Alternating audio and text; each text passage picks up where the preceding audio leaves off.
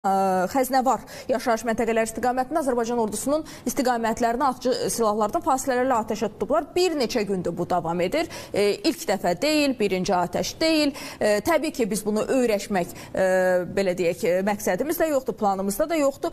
Və Ermənistan həqiqətənmi müharibəyə hazırlaşır və məlumatlar var. Hətta bu Ermənistan mediasında da gedir ki, aprel ayın əvvəllərində, indi aprel ayıdır, bugün ayın 1-idir.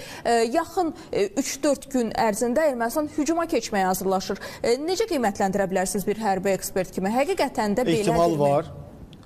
Mən bu 10 gün müddətində işğaldan azad olunmuş ərazilərdəydim, Laçındaydım. Dediyiniz Gör istiqamətdə, Məso istiqamətdə yerləşir.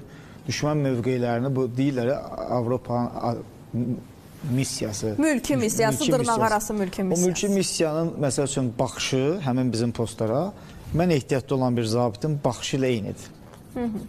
Mən düşmən postlarının hücum istiqamətlərində, açılma sədlərində mükəmməl tərtiblənməsini gördüm.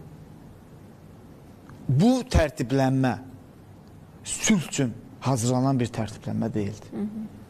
Ehtimalın biri bu. Bu mənim gözümlə gördüyümdür. İkinci ehtimal.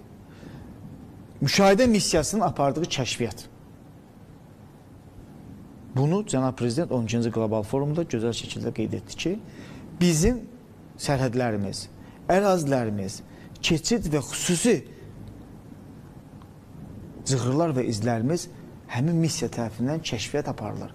Biz sakit bunu müşahidə etmirik. Biz bu məlumatları dərinləşdirilmiş formada əldə edirik.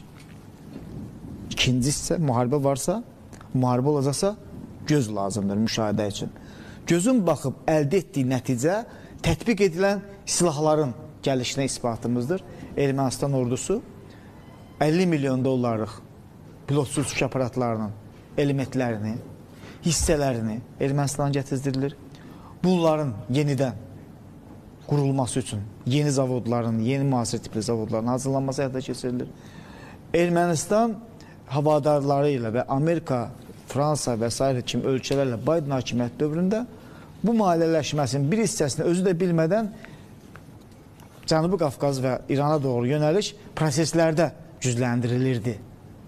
Bu faktdır. Amma burada Ermənistan da Azərbaycana olan marağını tətbiq edəcəyi şərtini qoymuşdu.